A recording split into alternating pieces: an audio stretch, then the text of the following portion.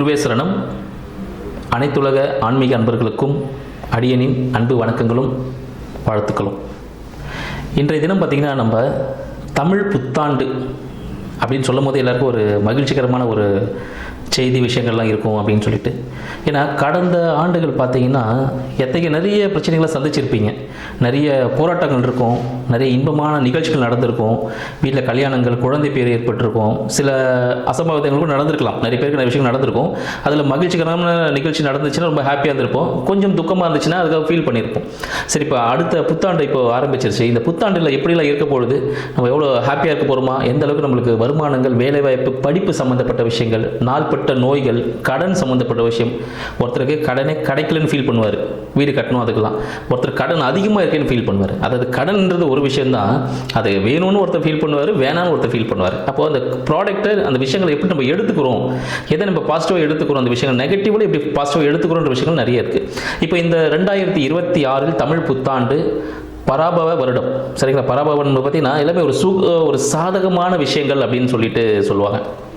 ஏன்னா குரோதி வருடம் இருந்தது, அப்புறம் விஸ்வாவசு வருடம் இருந்தது, இப்போ பராபவ வருடத்தில் இருக்கும். இது தமிழ் மொத்தமாக ஆண்டுகள் 60 ஆண்டுகளில் இப்போ 40வது ஆண்டில் இருக்கும், சரிங்களா? 40வது ஆண்டில் இருக்கும்போது பார்த்தீங்கன்னா நிறைய பேர் ஒன்று ஆரம்பிச்சு இப்போ 40 வயசு ஆகிருக்கும். அப்போ அந்த வருடத்தையும் அவங்க கணக்கில் வச்சுக்கலாம். இப்போ 40வது ஆண்டில் இருக்கும்பொழுது இது ரொம்ப சாதகமான ஒரு ஆண்டாக இருக்க போகுதுன்னு சொல்லலாம். அனைத்து ராசிக்காரர்களுக்கும் யார் யார் எந்தெந்த விஷயத்தில் ஜாக்கிரதையாக இருக்கணும், யாரெல்லாம் சும்மாவே இருந்தாலும் கூடிய பணம் கொட்ட போகுது அப்படின்ற விஷயங்கள்லாம் பார்ப்போம். மேலும் பார்த்தீங்கன்னா இந்த ஆண்டில் தமிழ் புத்தாண்டு தமிழ் சித்திரை பௌர்ணமி, சரிங்களா? பௌர்ணமி தினம். அந்த நேரத்தில் சித்திரை நட்சத்திரம் கூடிய, எப்பவுமே எல்லா தமிழ் மாதத்துலையும் ஒரு நட்சத்திரம் இருக்கும், அது கூட அந்த பௌர்ணமி வரும்பொழுது ரொம்ப பிரகாசமான விஷயங்கள்லாம் இருக்கும். இந்த ஆண்டு வரக்கூடிய சித்ரா பௌர்ணமி மிகவும் பிரகாசமான விஷயங்கள். நிறைய கோவில் குளங்களில் நிறைய பார்த்தீங்கன்னா திருமணம் சம்மந்தப்பட்ட விஷயங்கள் கடவுளுக்குலாம் நடக்க ஆரம்பிச்சிடும். முருகன், தெய்வயானை, சரிங்களா? ஸோ இந்த திருமணம் நடக்கும். சிவன், பார்வதி சம்மந்தப்பட்ட தெய்வங்கள். ஸோ இவங்களுக்கு திருமண கோலங்களில் நீங்கள் பார்க்கறதுக்கான வாய்ப்புகள் அதிகமாக உண்டு. செல்வ செழிப்புக்கான வளம் அதிகமாக பெருகும். மழைக்கான விஷயங்கள் நிறைய வரதுக்கான வாய்ப்புகள் உண்டு. ரத்தினங்கள், தங்கம், வெள்ளி சம்பந்தப்பட்ட விஷயங்கள் உச்சத்தை எட்டக்கூடிய, புதிய உச்சத்தை எட்டக்கூடிய ஒரு அமைப்பாகவும் இந்த ஆண்டு விளங்க போகுதுன்னு சொல்லலாம். மேலும் பார்த்தீங்கன்னா இந்த காலகட்டத்தில் எப்படி இருக்க போகுது பார்த்தீங்கன்னா, இந்த அயல்நாட்டு போர்கள் ஆல்ரெடி நடந்துட்டு இருக்கு. இதெல்லாம் ஒரு உச்சத்தை எட்டும். யாரு பெரியவன் அப்படின்னு சொல்லிட்டு அந்த நிலைநாட்டக்கூடிய அந்த ஸ்டேஜுக்கு போகிற அளவுக்கான ஒரு பெரிய போர்கள் இன்னும் அதிகமாக நடக்கிறதுக்கான வாய்ப்புகள் உண்டு. மழை பார்த்தீங்கன்னா, மழை விஷயம் சொல்லும் போது பார்த்தீங்கன்னா நல்ல மழை இருக்கும், சரிங்களா? ஆண்டின் துவக்கத்தில் பார்த்தீங்கன்னா நல்ல மழை பெய்யறதுக்கான வாய்ப்புகள் உண்டு. ஆண்டின் இறுதியிலும் நல்ல மழை பெய்யும். அப்போ என்ன ஆகும் பார்த்தீங்கன்னா, பயிர்கள் நல்லா வளர்றதுக்கான வாய்ப்புகள் உண்டு. மாடுகள், சரிங்களா, நீங்கள் வளர்க்கக்கூடிய அந்த விலங்குகளை பார்த்தீங்கன்னா நல்லா வளரும், நல்ல மாடு நல்ல பால் கொடுக்கும் விஷயங்கள் உண்டு. மேலும் பார்த்தீங்கன்னா அதிக மழை காரணமாக பயிர் நாசங்களும் ஏற்பட வாய்ப்புகள் உண்டு, ஓகேங்களா? ஏன்னா மழை பெஞ்சுன்னா ஓகே தான், ஹெவியாக பெய்யும் போது அந்த பயிர் நாசம் ஏற்பட வாய்ப்புகள் உண்டு. ஸோ அப்போ அந்த வாய்க்கால் நீங்கள் வரப்புலாம் கொஞ்சம் சரி பண்ணுறதுக்கான விஷயங்கள்லாம் ரெடி பண்ணி வச்சுக்கோங்க. ஏன்னா வந்துட்ட பிறகு ஏமாந்துச்சு ஃபீல் பண்ணக்கூடாது. இப்போவே அந்த பிளான் பண்ணிட்டீங்கன்னா அந்த விஷயங்கள்லாம் பார்த்துங்க.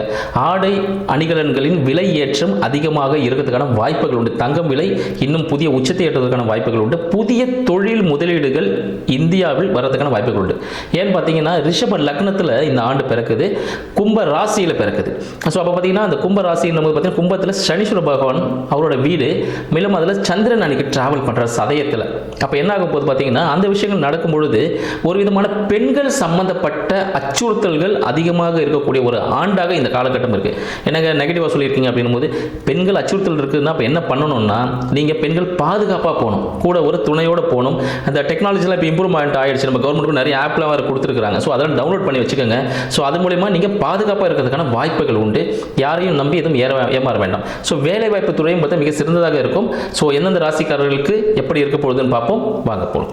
மீன ராசி அன்பர்களுக்கு இனிய பராபவ ஆண்டு தமிழ் புத்தாண்டு நல்வாழ்த்துக்களும் ஆசிகளும். மீன ராசிக்கு பார்த்தீங்கன்னா கடந்த ஆண்டுலேயே பார்த்தீங்கன்னா சனீஸ்வர பகவான் உள்ளே வந்துட்டார். ஜென்ம சனி அப்படின்னு நிறைய பேர் பயம் கொடுத்துருப்பாங்க. நடக்கிறதுக்கெல்லாம் சனீஸ்வர பகவான் தான் காரணம்னு சொல்லியிருந்திருப்பீங்க. ஆனால் இந்த காலகட்டம், இந்த பராபவ ஆண்டு மீனராசிக்கு எப்படி இருக்க போகுதுன்னு பாருங்க. ஆல்ரெடி அவங்க ஒரு வீடு வாங்கணும், வண்டி வாங்கணும்னே சுற்றிட்டு இருப்பாங்க. ஒரு வண்டி வாகனம் ஆல்ரெடி வாங்கிறதுக்கான வாய்ப்புகள் உண்டு. புதிய வண்டி வாகனங்கள் தங்கள் சக்திக்கு மீறிய அளவில், அதாவது 2 வீலர்னா ஒரு 4 வீலர் கிடைக்கும். 4 பேர் போகிற ஒரு கார் வாங்கினா ஒரு 7 சீட்டர் போகிறதுக்கான வாய்ப்புகள் உண்டு. மேலும் பார்த்தீங்கன்னா அவங்க ஃப்ளைட்டில் போயிட்டு தான் வருவாங்க, ட்ராவலே பண்ண முடியாது, ரோட்லேயே ட்ராவல் பண்ண முடியாது, அந்த அளவுக்கு ஃப்ளைட்டில் போயிட்டு வரதுக்கான வாய்ப்புகள் அதிகமாக இருக்குது. இது யாருன்னு பார்த்தீங்கன்னா நம்ம மீனராசி அன்பர்களுக்குன்னு சொல்லலாம். ஒரு பிரச்சனைகளை கையாள்வதன் மூலமாக பண வருமானம் கிடைக்கும் யாருக்குன்னு பார்த்தீங்கன்னா மீனராசி அன்பர்கள்னு சொல்லலாம். ஒரு கோர்ட்டு கேஸ் வழக்குகள் இருந்தால் வெற்றி, அதன் மூலியமாக ஒரு பண வரவு. யாரோ ஒரு பிரச்சனையை சால்வ் பண்ணி கொடுத்தா இவருக்கு பணம் வரும். அத்தைக்கு சிறப்பு, அதாவது பிரச்சனையோ ஒரு சால்வ் தானே. இப்போ ஒரு டாக்டராக இருக்கிறான்னு பார்த்தீங்கன்னா ஒரு ஆப்ரேஷன் பண்ணாருன்னா பணம் கோடி கோடியாக கொட்டக்கூடிய ஒரு அமைப்பு யாருக்குன்னா மீனராசி அன்பர்களுக்கு இருக்குங்க. மீனராசி அன்பர்களுக்கு பார்த்தீங்கன்னா ஆல்ரெடி குரு பகவான் மிதுனத்தில் இருந்து அவங்களோட 8ஆம் பாவத்தை பார்க்குறாரு. அப்போ அடுத்தவர்களின் பிரச்சனைகளை களையும் பொழுது களையக்கூடிய ஒரு நபராக மீனராசி அன்பர்கள் இருப்பாங்க. அதன் மூலம் ஒரு வருமானம் கிடைக்கும். தொழில் துறையில் ஒரு புதிய பரிமாணத்தை ஏற்படுத்தக்கூடிய அமைப்பு மீனராசி அன்பர்களுக்கு இருக்குன்னு சொல்லலாம். வீடு சார்ந்த விஷயங்களில், வீடு வண்டி சார்ந்த விஷயங்களில் ஒரு அழகிய வீடு வண்டி வாகனம் அமைவதற்கான வாய்ப்புகள் அதிகமாக இருக்குங்க. முதலீடு, தங்கம் சார்ந்த முதலீடு மிக சிறப்பான ஒரு பலனை தரும். குழந்தைகள் மீதான முதலீடுகள் ஏற்படுவதற்கான வாய்ப்புகள் அதிகம். சரிங்களா? மீனராசி அன்பர்கள் கடந்த ஆண்டு பார்த்தீங்கன்னா குழந்தைகள் மீதான ஒரு சேமிப்பும் தங்கம் மீதான சேமிப்புகளும் இருப்பதற்கான வாய்ப்புகள் அதிகமாக இருக்குன்னு சொல்லலாம்.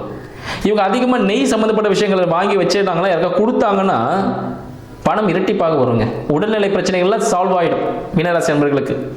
சரி, குழந்தை பாக்கியத்துக்காக இயங்கிட்டு இருக்காங்க அப்படின்னு பார்த்தீங்கன்னா இந்த காலகட்டம் உங்களுக்கு குழந்தை பாக்கியம் ஏற்படுவதற்கான ஒரு காலகட்டம். சரிங்களா? குழந்தை பாக்கியம் மருத்துவ உதவியுடன் குழந்தை பாக்கியம் ஏற்படுவதற்கு காலகட்டமாக மீனராசி அன்பர்களுக்கு இந்த தமிழ் புத்தாண்டு விளங்க போகுதுன்னு சொல்லலாம். ஷேர் மார்க்கெட்டில் என்ன இன்வெஸ்ட்மெண்ட் பண்ணியிருந்தீங்கன்னா ஷேர் மார்க்கெட் கொஞ்சம் அவாய்ட் பண்ணிக்கிறது நல்லது. ஏற்ற இறக்கங்கள் அதிகமாக இருக்கும், மன உளைச்சல் ஏற்படுவதற்கான வாய்ப்புகள் உண்டு. மீனராசி அன்பர்கள் கொஞ்சம் ஷேர் மார்க்கெட் அவாய்ட் பண்ணிக்கோங்க இந்த காலகட்டத்தில். இந்த ஆண்டில் ஷேர் மார்க்கெட் கொஞ்சம் பார்த்து பக்குவமாக பயன்படுறது மிகவும் நல்லதுன்னு சொல்லலாம். மேலும் பார்த்தீங்கன்னா உங்களோட வேலை சார்ந்த விஷயத்தில் ஒரு விதமான அழுத்தம் ஏற்படும். செய்ய டைமே இருக்காது, அவ்வளோ ஒர்க் இருந்துகிட்டே இருக்கும். பிட்வீன் கேப்பில் சின்ன சின்ன வேலைகள் செஞ்சுட்டு இருப்பீங்க. இதெல்லாம் பார்த்தீங்கன்னா ஒரு நல்ல நிலைக்கு போகக்கூடியது. அடுத்த நிலைக்கு உங்களுக்கு பதில் ஒரு ஸ்டாஃப் வச்சுட்டு அவங்க செய்வாங்க, நீங்கள் அப்படியே அதை மேற்பார்வை செய்யக்கூடிய ஒரு முதலாளியாக மாறுவதற்கான வாய்ப்பு. இதுவரை நீ தொழிலாளியாக இருந்தீங்களா, இந்த காலகட்டம் இந்த ஆண்டு புதிய தொழில் தொடங்குவதற்கான வாய்ப்பு ஏற்பட போகுது. புதிய பிரான்ச்சஸ் நீங்கள் தொடங்குறதுக்கான சான்சஸ் உண்டு. சரிங்களா? மனதில் துணிக்கிட்டே இருக்க புது பிரான்ச்சஸ் ஆரம்பிக்கணும்னு. ஆனால் இந்த காலகட்டத்தில் நீங்கள் புதிய தொழில் நிறுவனங்கள் ஆரம்பிக்கிறதுக்காகவும் புதிய தொழிலில் பிரான்ச்சஸ், சரிங்களா, அது தொடங்குறதுக்கான வாய்ப்புகள் உங்களுக்கு ஏற்பட போகிறதுன்னு சொல்லலாம். ஸோ அதுக்காக இப்போ நீங்கள் ஆள்லாம் கொஞ்சம் எடுக்க ஆரம்பிச்சிடலாம். உங்களோட பிரான்ச்சஸ்க்கான பொருட்கள் வாங்குறது, இன்வெஸ்ட்மெண்ட்டுக்காக மிஷின்ஸ் வாங்குறது, இதெல்லாமே நீங்கள் பண்ண ஆரம்பிச்சிடலாம். உங்களுக்கு இந்த 6ஆம் அதிபதி வந்து 2ல் உச்சத்தில் இருக்கிறாருங்க. அப்போ வேலையில் நீங்கள் தான் டாப்பு.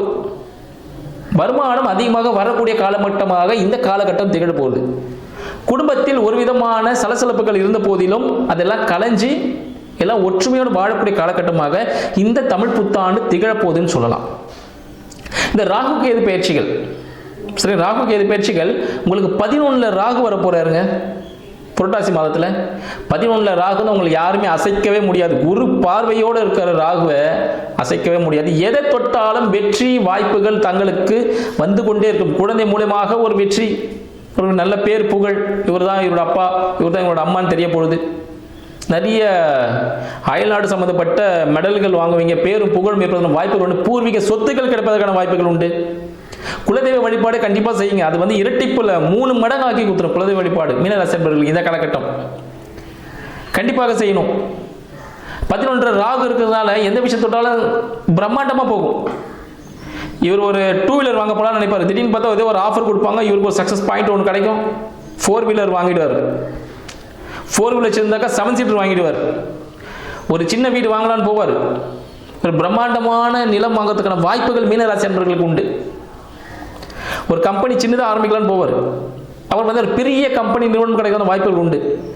ஒரு தொழிலில் பார்த்தீங்கன்னா உச்சத்தை எட்டக்கூடியவர்கள் யாரும் பார்த்தீங்கன்னா இந்த காலகட்டத்தில் மீனராசி அன்பர்களுக்கு அதிகமாக இருக்குன்னு சொல்லலாம். இந்த கோர்ட் கேஸ் சம்மந்தப்பட்ட விஷயங்கள் எல்லாமே பார்த்தீங்கன்னா இப்போ கொஞ்சம் தளர்வாக போய்கிட்டே இருக்கும். அதுக்கெல்லாம் சொல்யூஷன் கிடைக்குமான்னு கேட்டிங்கன்னா கண்டிப்பாக சொல்யூஷன்ஸ் வந்துடும். மீனராசி அன்பர்கள் தலையிட்டாங்கன்னா பிரச்சனைகள் சால்வ் ஆகிடும். ஏன்னா 8ஆம் அதிபதியும் உச்சத்தில் இருக்கிறாருங்க. நெக்ஸ்ட் ராசி அதிபதியும் உச்சத்தில் போறாரு. அப்போ அவங்க சொல்றது தான் சக்சஸ், அவங்க சொல்றது தான் நீதி நேர்மைன்ற மாதிரி இருக்கும். அவங்க சொல்வதையே எல்லாருமே ஃபாலோ பண்ணிட்டு போவாங்க. இத்தகைய தங்களோட வாழ்க்கையில் இப்போ என்ன ஸ்டேஜில் இருக்கீங்களோ அதுலேருந்து அடுத்த கட்டத்துக்கு 2, 3ஆம் படி மேலே செல்வதற்கான வாய்ப்புகள் அதிகமாக நம்ம மீனராசி நண்பர்களுக்கு இருக்கிறதுனால இந்த காலகட்டம் அரசியலில் பிரகாசிக்கக்கூடிய ஆசைக்காரர்களாகவும் மீனராசிகள் இருப்பதற்கான வாழ்த்துக்களும் நன்றிகளும்.